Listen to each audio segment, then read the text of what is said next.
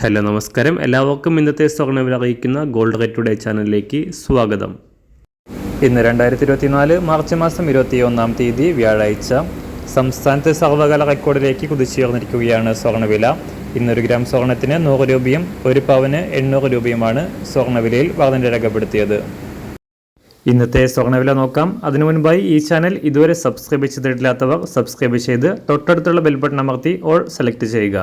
ഇന്നത്തെ 916 സ്വർണ്ണവില 1 ഗ്രാം 6180 രൂപ, 1 പവൻ 49,440 രൂപ.